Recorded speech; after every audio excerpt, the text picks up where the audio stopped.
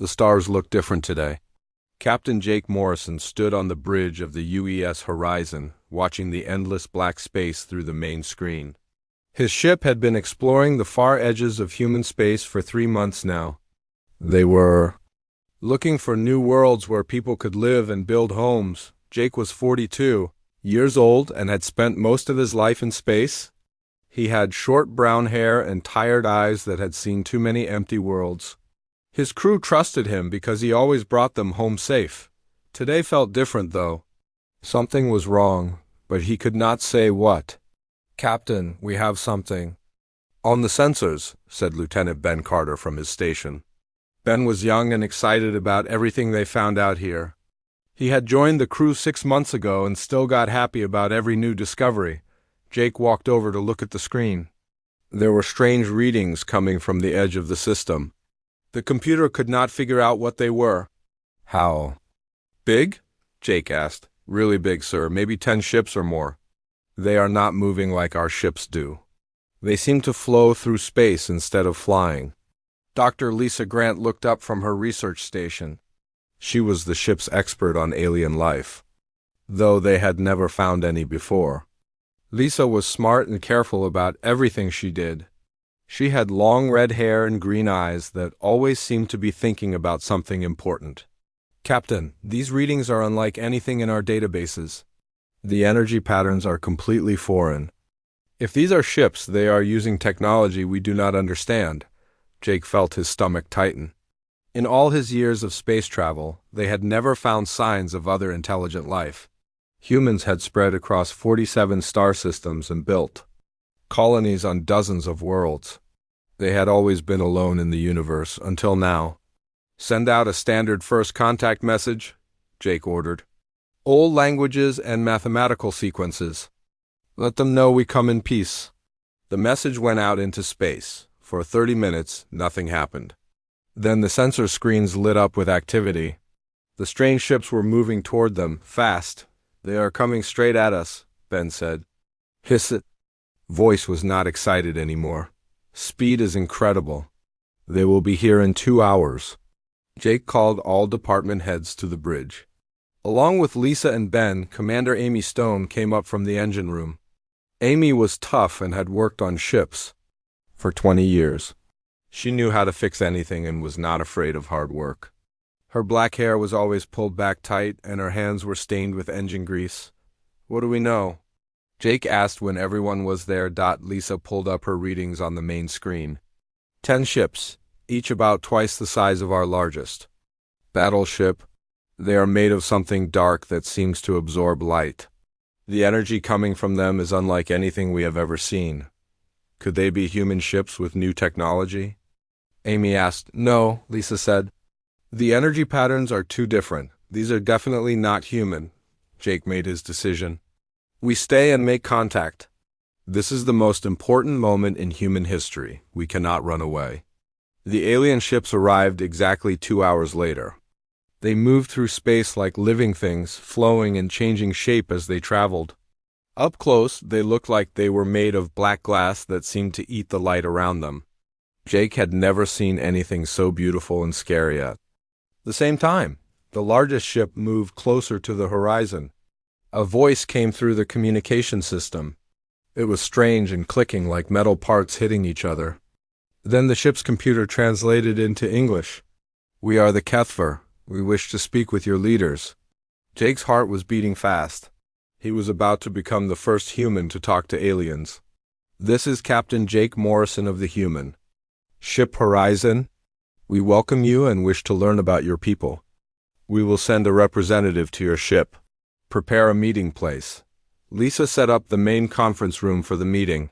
She put translation equipment everywhere and made sure the air would be safe for both humans and aliens. Jake changed into his best uniform. This moment would be remembered forever. The alien came over in a small ship that looked like a drop of black water. It moved through the horizon's docking bay and opened without any sound. The creature that came out was 7 feet tall and looked like a mix between a lizard and a person. Its skin was covered in scales that changed color from dark blue to purple to black. Its eyes were large and yellow, and its mouth was full of sharp teeth. I am Velther, it said through a translation device on its chest. I speak for the Kethver fleet.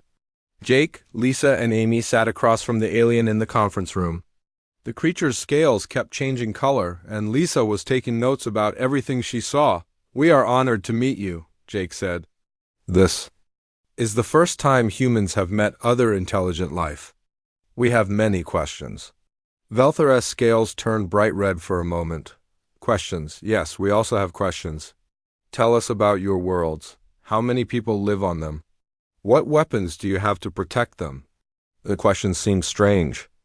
To Jake, most first contact situations in movies and books were about sharing culture and science. But maybe aliens thought differently about things.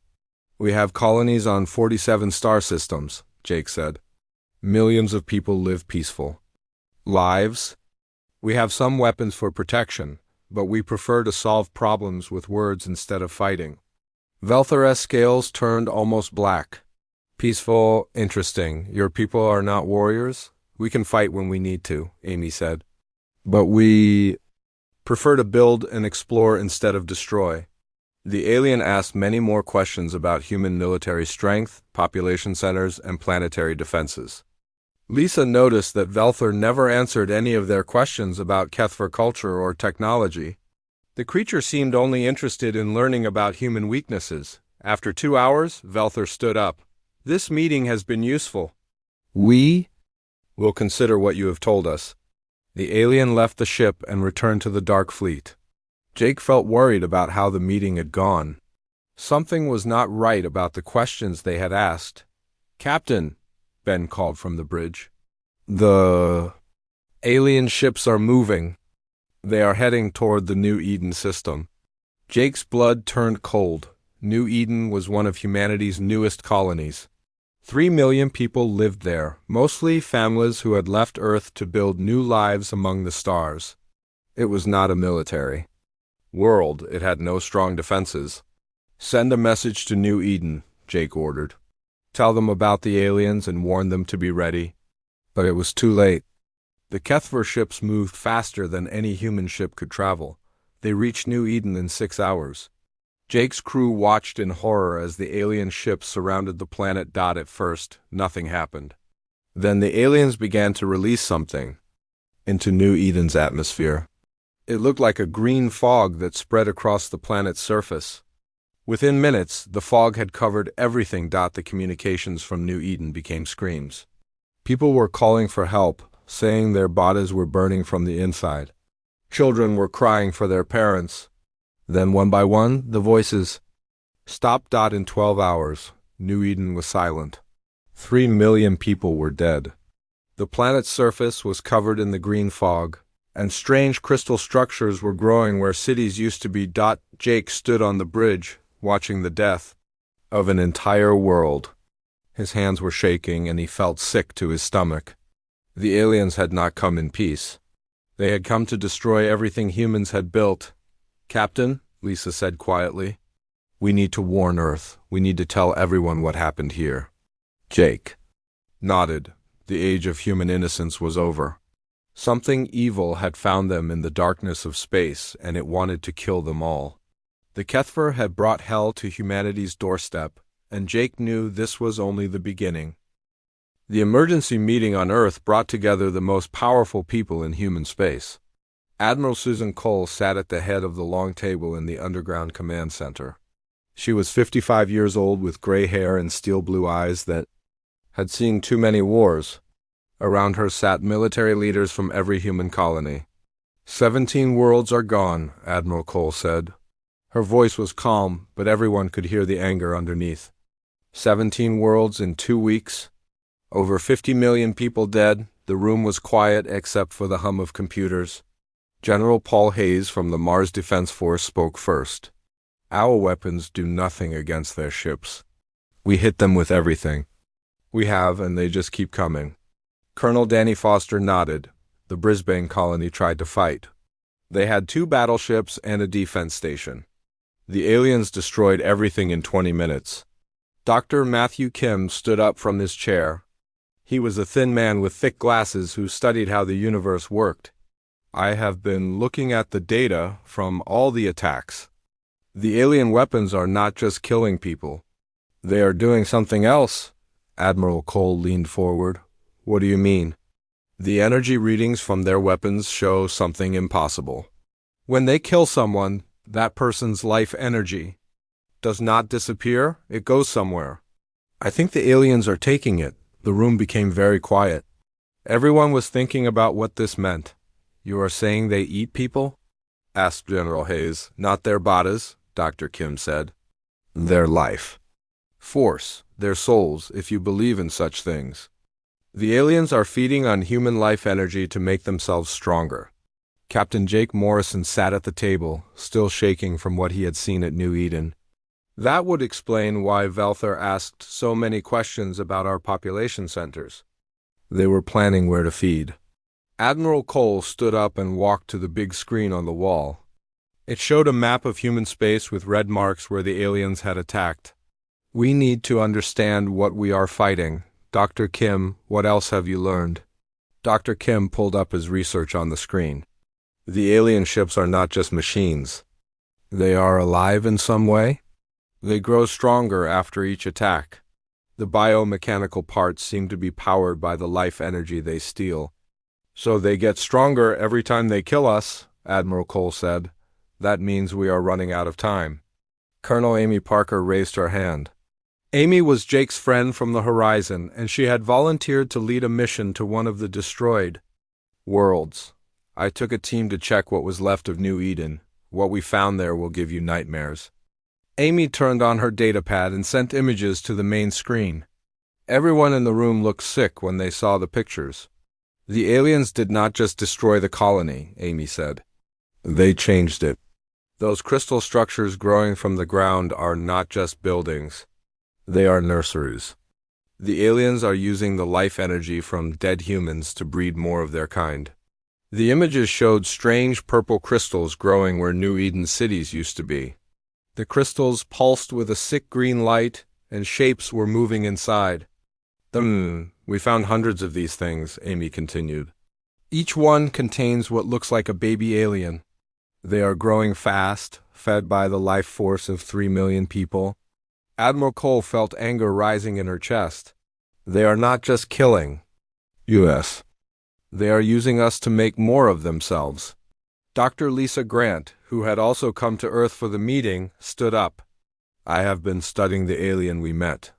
The Kethver are not like us. They evolved as predators on a dying world. They do not see us as people. To them, we are just food.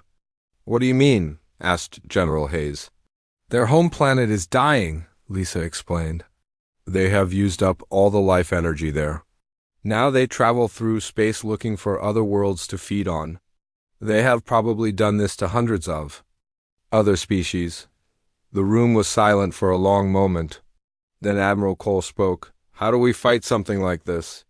We cannot, said Colonel Foster. Our weapons are useless. Our ships are too slow. They are stronger than us in every way.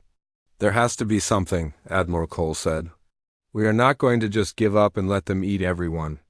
Dr. Kim looked nervous. There might be something, but you are not going to like it. Everyone turned to look at him. What are you talking about? Admiral Cole asked. There are rumors about a secret project.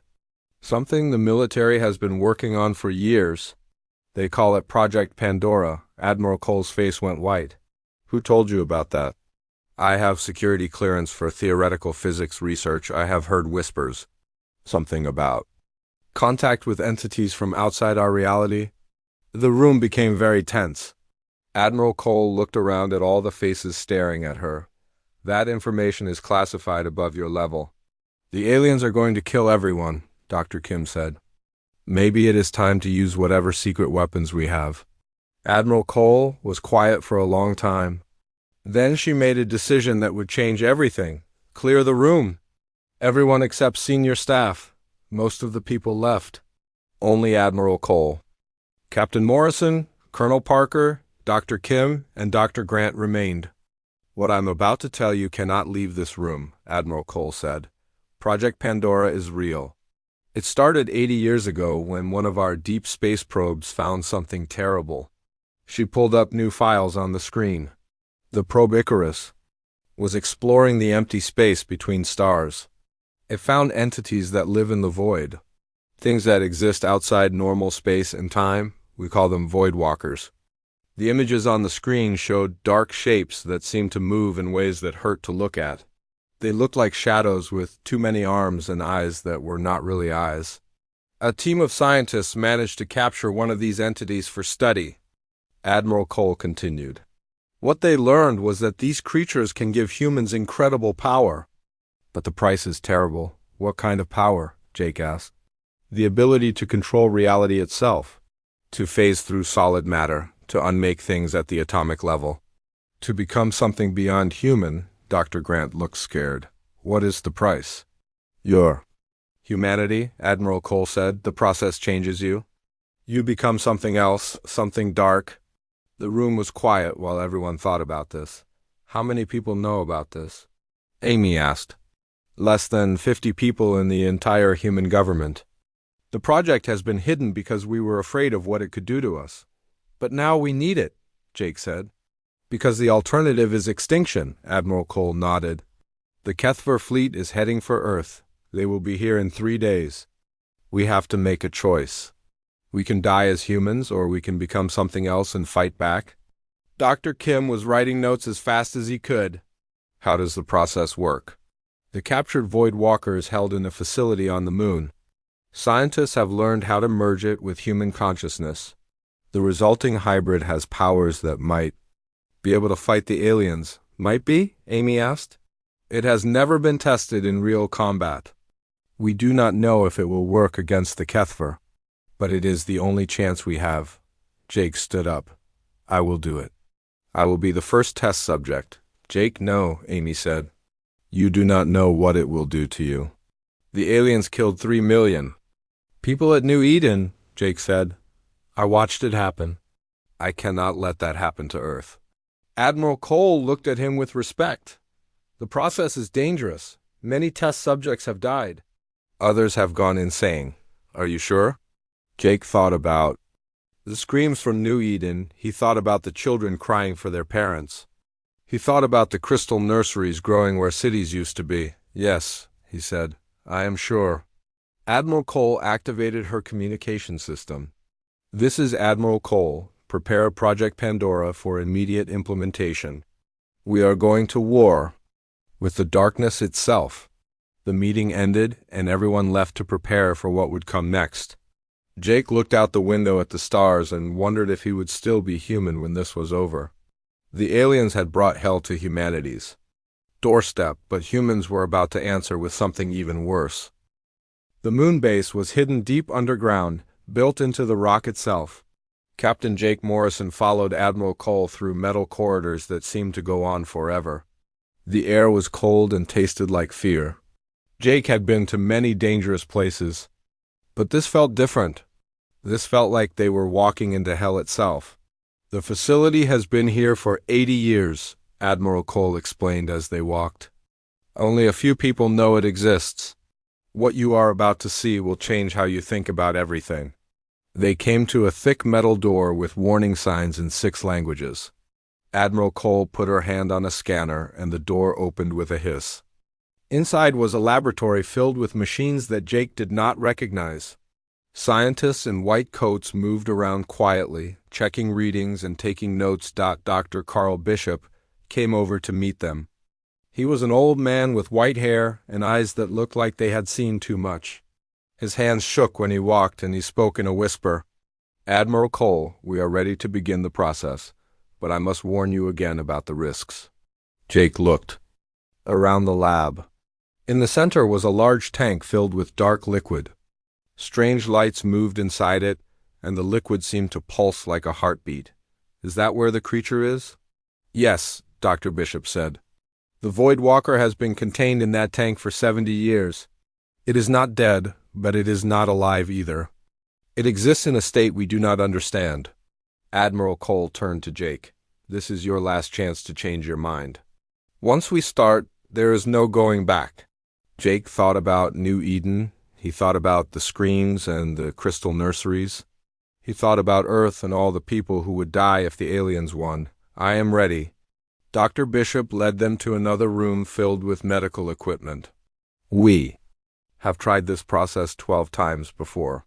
4 subjects died immediately. 3 went insane and had to be contained. 5 survived, but with severe mental damage. And the ones who survived?" Jake asked. "They gained incredible abilities. They can phase through solid matter, control energy at the atomic level, and see things that exist outside normal space. But they are no longer completely human." Jake lay down on the medical table. Machines surrounded him and wires attached to his body. Dr. Bishop checked all the equipment twice before beginning. "The process will take 6 hours," Dr. Bishop explained. "The Voidwalker entity will slowly merge with your consciousness. You will experience visions of other dimensions. Many people cannot handle what they see." "What kind of visions?" Jake asked. "The spaces between reality. Places where the laws of physics do not work. Beings that exist outside time and space. Most people who see these things go mad." Admiral Cole squeezed Jake's hand. "You do not have to do this." "Yes, I do," Jake said. "Start the process." Dr. Bishop activated the machines. Dark liquid began flowing through tubes into Jake's body. At first, nothing happened. Then the pain started. It felt like ice water was flowing through his veins. Jake's body began to shake, and his vision became blurry. The room around him started to fade away, replaced by something else. He was floating in space, but it was not normal space. The stars were wrong colors, and they moved in patterns that made no sense. Strange shapes flew through the darkness, things that looked like they were made of shadows and broken glass. A voice spoke in his mind, but it was not his voice. It was something old and terrible and hungry. "You seek power," the voice said. "We can give you power beyond your understanding, but you will pay a price." Jake tried to speak, but he had no body here. He was just consciousness floating in the void. "What price?" he managed to think. "Your humanity. Your connection to the world of flesh and blood. You will become like us, a creature of the darkness between dimensions." Jake saw visions of the Voidwalkers. They had once been living beings from different worlds, but they had given up their physical forms to gain power over reality itself. They existed in the spaces between atoms, feeding on the energy that held the universe together. "I need the power to protect my people," Jake thought. "Your people," the voice laughed. "Soon you will not remember what it was like to be one of them. You will look at humans the way they look at insects." The visions changed. Jake saw Earth covered in darkness. He saw himself standing over the bodies of his friends, his eyes glowing with alien light. He saw humanity bowing down to worship him as a god. "This is what you will become," the voice said. "This is the price of power." Jake felt himself changing. His body was still on the table in the lab, but his mind was becoming something else. He could feel the Void Walker merging with his thoughts, showing him secrets of the universe that no human was meant to know. He saw how matter was held together by invisible forces. He learned how to reach into the spaces between atoms and pull things apart. He understood how to step outside normal space and move through dimensions that had no names. But with each new ability came a loss. His memories of being human began to fade. His love for his family became distant. His care for other people started to feel like a weakness. "Stop!" Jake tried to scream. "I do not want to lose myself." "Too late," the voice said. "The process cannot be reversed. You are becoming one of us now." In the lab, Dr. Bishop watched the monitors with concern. His brain patterns are changing rapidly. He is experiencing massive neural restructuring. Admiral Cole looked at Jake's body on the table. His skin was turning pale, and dark veins were visible under the surface. His eyes were closed, but they were moving back and forth like he was seeing something terrible. "Is he in pain?" she asked. "We cannot tell," Dr. Bishop said. "His consciousness is no longer completely in this dimension. Part of him is existing in the void between realities." The machines started beeping faster. Jake's body was convulsing and energy was crackling around him. The lights in the lab flickered and some of the equipment began to malfunction. "He is rejecting the process," Dr. Bishop said. "This is what happened to the others who went insane." But Jake was not going insane. He was fighting back. In the void between dimensions, he was wrestling with the Void Walker entity for control of his own mind. "I will not become you," Jake said to the voice. "I will keep my humanity." "Impossible," the voice replied. "No one can resist the transformation." "I have something you do not understand," Jake said. "I have people I love. I have reasons to stay human." He thought about his crew on the horizon. He thought about Amy and Ben and Lisa. He thought about all the people on Earth who were counting on him. The love he felt for them became a shield against the alien influence. The Void Walker entity tried to push deeper into his mind, but Jake pushed back. He accepted the power it offered, but he refused to let it take away his humanity. "You cannot have both," the voice said. "Power and humanity do not mix." "Then I will prove you wrong," Jake said. The battle in his mind continued for hours. Sometimes the Void Walker seemed to be winning, and Jake felt his human memory slipping away. But then he would remember something important: Amy's laugh, Ben's excitement about discoveries, Lisa's careful way of thinking about problems, and he would fight back. Finally, after 6 hours, the process ended. Jake opened his eyes, and they were different. They were still blue, but now they had depths that seemed to go on forever. When he looked at the machines around him, he could see their atomic structure and understand how they worked. Dr. Bishop checked the monitors. Incredible, he survived the process with his sanity intact. This has never happened before. Jake sat up on the table. He felt different, but he was still himself. He could sense the Void Walker entity inside his mind, but it was not controlling him. They were sharing his consciousness. "How do you feel?" Admiral Cole asked. Jake looked at his hands. He could see through them if he wanted to. He could feel the energy that held his atoms together. Different, but still human. He stood up and walked to the wall. When he reached out to touch it, his hand passed through the metal like it was air. He pulled his hand back, and it became solid again. "The power is incredible," he said. "But I can control it." Dr. Bishop was amazed. "You are the first subject to successfully merge with a Void Walker while maintaining your humanity. You have become something new." Jake looked at Admiral Cole. "When do we test this against the aliens?" "Tomorrow," she said. "The Kethver fleet will reach the outer system tomorrow. We will see if humanity's darkness can match theirs." Jake nodded. He was no longer just human, but he was not completely alien either. He was something in between, something that might be able to save his people. The question was whether he could stay human long enough to matter. The first test of Jake's new abilities happened near Saturn.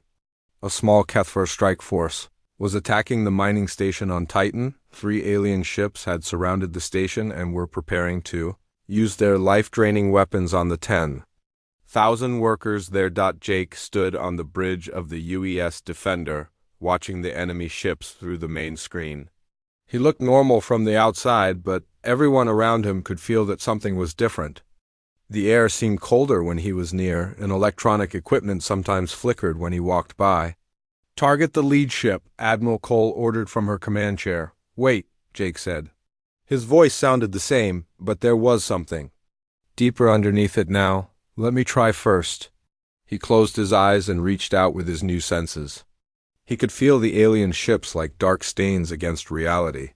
Their biomechanical hulls pulsed with stolen life energy.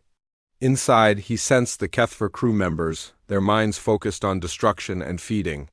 "I can phase through there?" "Shields," Jake said. "I can get inside their ship." Admiral Cole looked worried. "It is too dangerous. We do not know if your abilities will work against their technology. There is only one way to find out." Jake walked to the teleporter room. Dr. Lisa Grant was there, checking her equipment. She had volunteered to go with him on the mission. She looked scared but determined. "You do not have to come," Jake told her. "This could go very wrong." "Someone needs to study how their technology works," Lisa said. "If we are going to fight them, we need to understand them." Jake nodded. He activated his new abilities and felt his body become less solid. It was a strange feeling, like becoming a ghost, while still being alive. Hold on to my arm, I will take you through their hull. They materialized inside the alien ship. The corridors were dark and wet, with walls that seemed to be alive. Strange blue lights pulsed along the ceiling, and the air smelled like death. And metal, Lisa pulled out her scanner and began taking readings. Jake, these walls are not just metal. They are grown, like living tissue. The entire ship is a living creature. 3 Kethver soldiers came around the corner. They were bigger than Velthor, with thicker scales and larger claws. When they saw the humans, they raised weapons that looked like they were made of bone and crystal. The aliens fired. Beams of green energy shot toward Jake and Lisa. Jake stepped in front of Lisa and let the beams pass through his body. The alien weapons could not hurt him when he was phased. Jake reached out toward the first alien. When his hand touched the creature's chest, he pushed his fingers into the spaces between atoms. The alien's scales began to dissolve, and the creature screamed in a high-clicking voice. The other 2 aliens fired again, but Jake was already moving. He phased through the floor and came up behind them. He touched them both at the same time, and they crumbled into dust. "My God," Lisa whispered. "What did you do to them?" "I made them," Jake said. His voice was calm, but Lisa could see something dark in his eyes.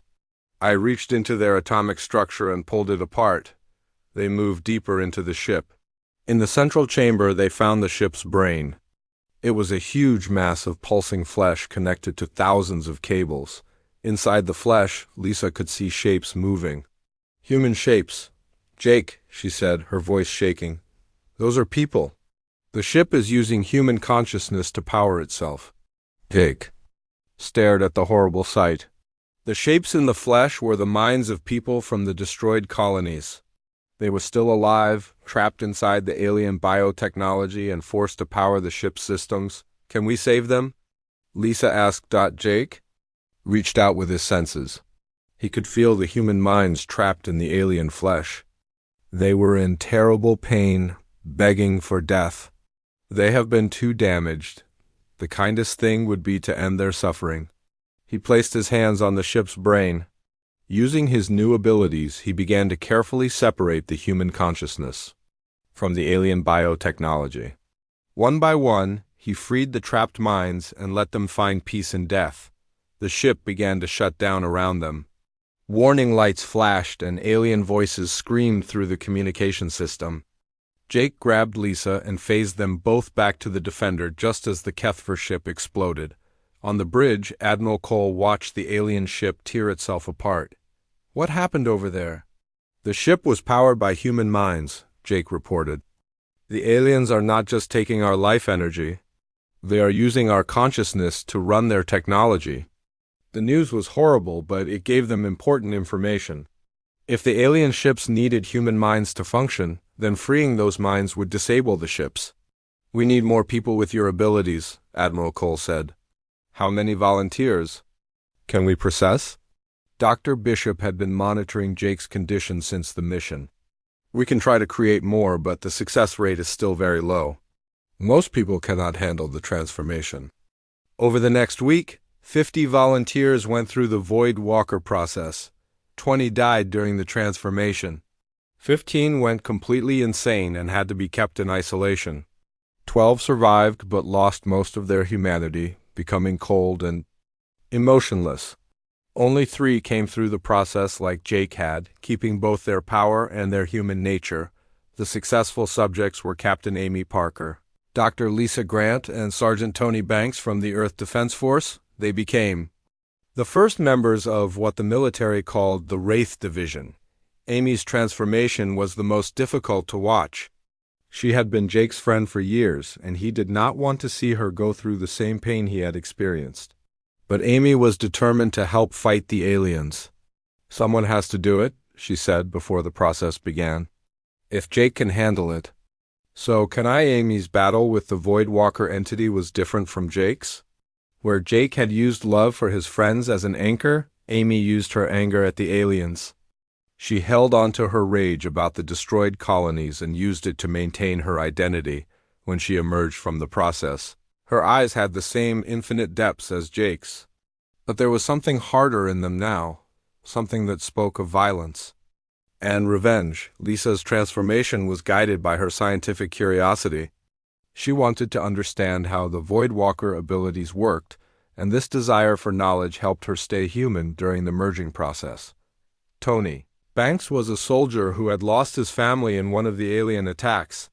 His grief and desire for justice kept him anchored to his humanity, while gaining the power to fight back, but the cost of creating the Wraith Division was becoming clear. Even the successful subjects were changing in ways that worried the doctors. They spoke less and seemed to feel emotions differently. They could still care about people, but it was harder for them to connect with normal humans. Jake noticed the changes in himself too. When he looked at regular people, they seemed fragile and slow. Their concerns about normal life felt small compared to the cosmic horror he had experienced. He had to work hard to remember why their lives mattered. The worst part was what happened to the failed subjects. The ones who had gone insane spoke about things they had seen in the void between dimensions. They talked about vast intelligences that watched humanity from the spaces between atoms. They said that gaining the power had attracted attention from things that were better left alone. Dr. Bishop was especially worried about these reports. What if we are making a mistake? What if the power we are using comes with consequences we do not understand? Admiral Cole made the hard choice to continue the program anyway. The aliens will kill everyone if we do not fight back. We will deal with other problems when they come. The Wraith Division began training for combat against the main Kethver fleet. They learned to use their new abilities together, phasing through enemy defenses and unmating alien technology from the inside, but Jake could feel something else happening. The Voidwalker entity in his mind was growing stronger. It whispered to him about the weakness of humanity and the beauty of existing beyond physical form. Sometimes he caught himself agreeing with it. Late at night, when he thought no one was watching, Jake would stare out at the stars and wonder if saving humanity was worth becoming something that was no longer human. The power felt good, and staying connected to his weak human emotions was becoming harder every day. The other wraiths were experiencing the same thing. They were becoming something new, something that might be more dangerous than the aliens they were fighting. But they were also humanity's only hope for survival. The main Kethver fleet was only days away from Earth. Soon they would learn if humanity's darkness could match the hell that the aliens had brought to their doorstep. The Kethver fleet arrived at Earth like a storm of living darkness. 200 ships moved through space toward the blue planet where humanity had been born. Each ship was the size of a city, their black hulls absorbing light and radiating. Death. Captain Jake Morrison stood on the bridge of the UES Nemesis, humanity's newest and most powerful warship. Around him, the other members of the Wraith Division prepared for the final battle. Amy Parker checked her weapons, her eyes glowing with dark energy. Lisa Grant studied sensor readings that showed impossible energy patterns. Tony Banks stood silent and still, his mind focused on the coming fight. Jake could feel the alien fleet approaching like a weight pressing down on reality itself. Each ship carried thousands of Kethver warriors and was powered by the trapped consciousness of millions of dead humans from the destroyed colonies. All ships prepare for engagement, Admiral Cole ordered from the command center on Luna. Remember, we are not just fighting for Earth, we are fighting for the future of humanity. The human fleet was much smaller than the alien armada, 50 ships against 200. But the human ships now carried Wraith technology, weapons that could reach into the spaces between atoms and tear apart matter itself. The battle began when the Kethver ships entered the outer solar system. They moved in perfect formation, their biomechanical hulls changing shape as they prepared their life-draining weapons. Phase drive activated, Jake said to his crew. Take us into their formation. The Nemesis became translucent and passed through the alien ships like a ghost. Jake and his team materialized inside the largest Kethver vessel, the command ship of their fleet leader, The alien ship was a nightmare of living technology. The walls pulsed with veins carrying glowing fluid. Strange organic machines grew from the floor and ceiling. And everywhere, Jake could sense the trapped human minds that powered the ship's systems. Valthor was waiting for them in the central chamber. The alien leader had grown larger since their first meeting, fed by the life energy of countless victims. His scales were now deep black, and his yellow eyes burned with stolen power. "The humans who think they are gods," Valthor clicked in his harsh language. "You do not understand what you have become." Jake stepped forward, his own eyes reflecting. "Depths that seem to go on forever. We understand enough. We know you have been feeding on innocent people.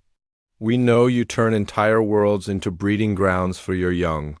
You think you are better than us," Valthor said. "But look what you have done to yourselves. You have embraced the darkness from beyond reality. You have become monsters to fight monsters." Amy raised her weapon, but Jake held up his hand to stop her. "He is right about one thing. We have changed. But we chose to change to protect the people we love." "Love," Valthor laughed. "Soon you will not remember what that word means. The entities you have bonded with will consume your humanity piece by piece. In a few years you will be just like us." Jake felt the Voidwalker entity stirring in his mind. It whispered that Valthor was telling the truth. It showed him visions of himself in the future, cold and emotionless, ruling over humanity like a dark god. "Maybe," Jake said. "But that is a problem for tomorrow. Today we end your threat to our people." The battle inside the ship was unlike anything that had ever happened before.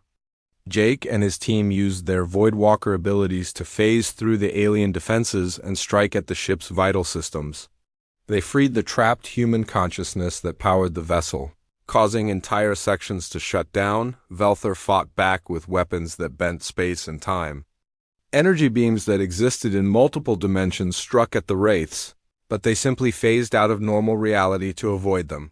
Lisa discovered the ship's core control center, a massive organic brain that coordinated the entire Kethver fleet. "Jake, if we can destroy this, their whole fleet will lose coordination." But as they moved toward the control center, they found something unexpected. The organic brain was not just Kethver technology.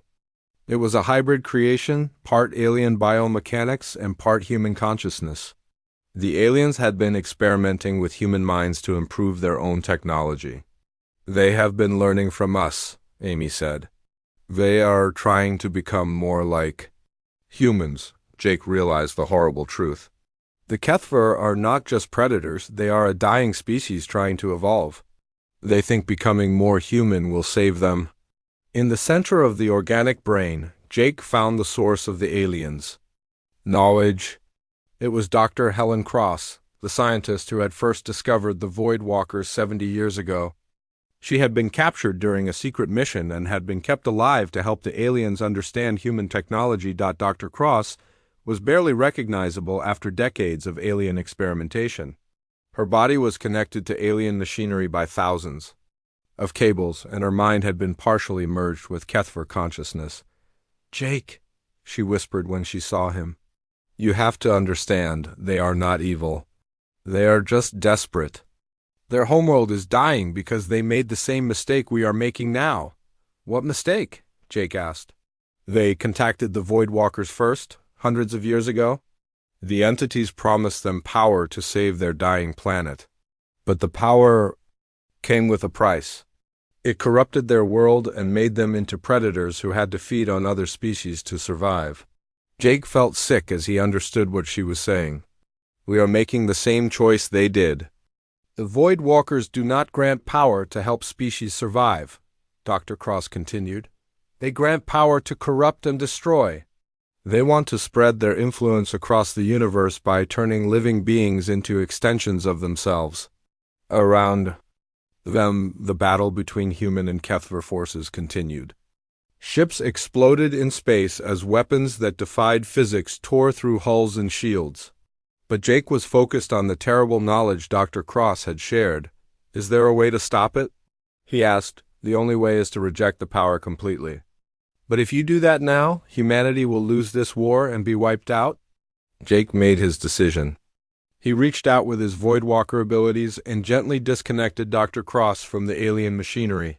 She died peacefully. Finally, free after 70 years of captivity, then he turned to the organic brain that controlled the Kethver fleet. Instead of destroying it, he reached into it with his consciousness and spoke directly to every Kethver mind in the fleet.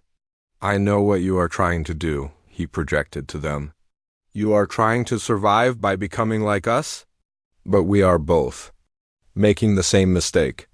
We are letting entities from outside reality control us." The battle in space paused as every Kethver warrior heard Jake's mental voice. "Your species does not have to die," Jake continued, "and neither does ours. But we have to reject the dark power we have both embraced." Velthor appeared in the mental communication. "Impossible. Without the power, we cannot survive. Our world is dead. Then we will help you find a new world. But only if you stop trying to feed on us." For a moment, the entire Kethver fleet hesitated. Jake could feel their alien minds considering his offer. They were tired of being predators. They remembered what their species had been like before the corruption, but then other voices joined the mental link. Voices that were not Kethver or human. The Voidwalkers themselves had noticed the communication and were intervening. "Do not listen to the human," the dark entities whispered. "Complete your transformation. Embrace the power fully. Become our servants and live forever."